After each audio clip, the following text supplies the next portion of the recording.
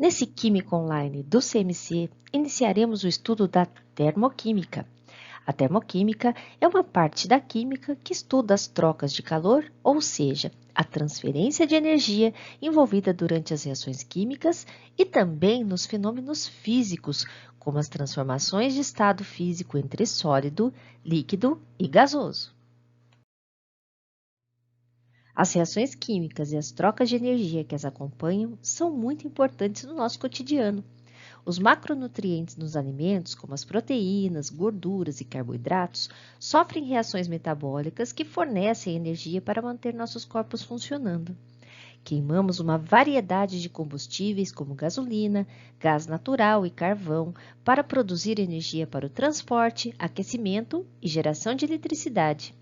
As reações químicas nas indústrias de base usam enormes quantidades de energia para produzir matérias-primas como o ferro e o alumínio.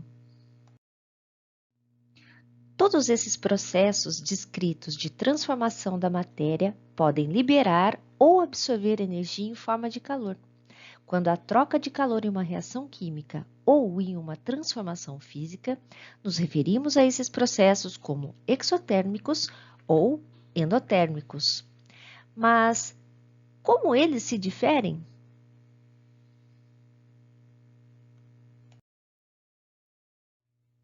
Um processo exotérmico libera energia em forma de calor para o ambiente quando ele se processa.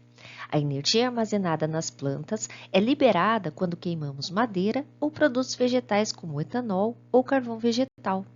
A combustão, portanto, é um exemplo de reação exotérmica e podemos sentir o calor liberado nesses processos quando chegamos próximos a uma fogueira.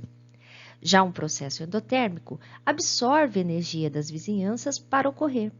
Para o gelo derreter, ou seja, para a água passar do estado sólido para o estado líquido, é necessário a absorção de energia em forma de calor para que esse processo ocorra. Portanto, a fusão é um exemplo de processo endotérmico. Lembre-se que o prefixo exo significa para fora e o prefixo endo significa para dentro. O radical termo significa calor, temperatura. Portanto, exotérmico significa liberar calor e endotérmico significa absorver calor. As transformações físicas de estado podem ser exotérmicas ou endotérmicas. Na solidificação, ou seja, na passagem do estado líquido para o estado sólido, as partículas que compõem o líquido precisam interagir e formar algum tipo de ligação para que a solidificação aconteça. No caso da água, as ligações de hidrogênio presentes entre as moléculas se organizam e, para isso, é necessário realizar trabalho. Nesse processo, a energia em forma de calor é liberada para o ambiente e, portanto, o congelamento é exotérmico. Da mesma forma, quando a condensação acontece, ou seja, a passagem do estado gasoso para o líquido, novamente teremos que fazer ligação entre as partículas, pois o estado líquido é mais coeso que o estado de vapor. Portanto, tanto a solidificação quanto a condensação são processos exotérmicos. As reações de neutralização que ocorrem quando misturamos ácidos e bases, a reação entre a água e a cal e a respiração são outros exemplos de reações exotérmicas. Podemos detectar as reações exotérmicas observando o aumento de temperatura nas vizinhanças do sistema. Por exemplo, quando misturamos as soluções de ácido clorídrico e hidróxido de sódio, podemos observar a temperatura aumentando através de um termômetro. Grande parte das reações espontâneas são exotérmicas. Como nas reações exotérmicas, a energia liberada para as vizinhanças, a energia dos reagentes será maior que a energia dos produtos. Portanto, as curvas de energia para reações exotérmicas terão essa forma. A mesma análise pode ser feita para um processo físico, onde, no lugar de reagentes e produtos, analisaremos os estados inicial e final de um sistema. Para a condensação da água, por exemplo, o estado inicial é a água no estado gasoso e o estado final é a água em estado líquido.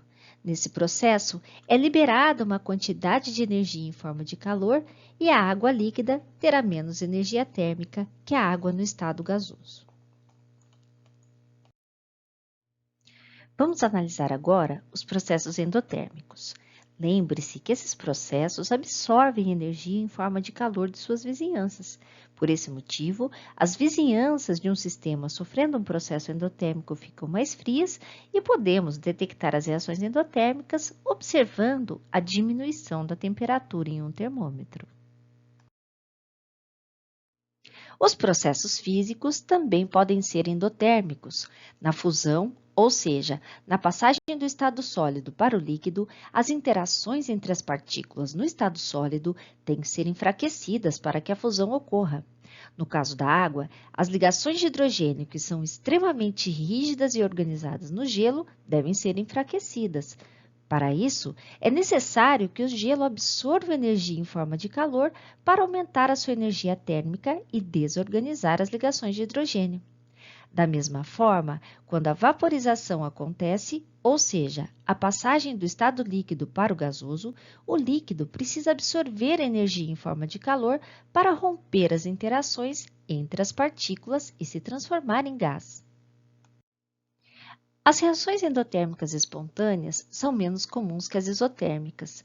São exemplos de reações endotérmicas as reações de eletrólise, a formação de iodeto de hidrogênio a partir das moléculas de iodo e hidrogênio em altas temperaturas e a reação de fotossíntese. Como nas reações endotérmicas a energia absorvida das vizinhanças, a energia dos produtos será maior que a energia dos reagentes. Portanto, as curvas de energia para reações endotérmicas terão essa forma. A mesma análise pode ser feita para um processo físico, onde, no lugar de reagentes e produtos, analisaremos os estados inicial e final de um sistema. Para a evaporação da água, por exemplo, o estado inicial é a água em estado líquido e o estado final é a água no estado gasoso. Nesse processo, é absorvida uma quantidade de energia em forma de calor e a água no estado gasoso terá mais energia térmica que a água no estado líquido. Resumindo o que foi visto nesse vídeo, o que você precisa lembrar é que os processos exotérmicos são aqueles que liberam energia e os processos endotérmicos são aqueles que absorvem energia das vizinhanças para ocorrerem. Ambos os processos podem ser detectados através de termômetro. Como a energia térmica é liberada nos processos exotérmicos, a temperatura aumenta. Da mesma forma, como a energia térmica é absorvida nos processos endotérmicos, a temperatura diminui. As reações exotérmicas começam com mais energia e terminam com menos energia, e as reações endotérmicas começam com menos energia e terminam com mais energia. Finalmente, o congelamento e a condensação são processos exotérmicos, pois o sistema tem que liberar energia térmica para fazer as interações mais fortes, e a fusão e a vaporização são processos endotérmicos, pois é necessário absorver energia térmica para enfraquecer e romper ligações. No próximo Química Online do CMC, veremos qual é o nome dessa energia e como trabalhar com as equações termoquímicas. Então, até a próxima!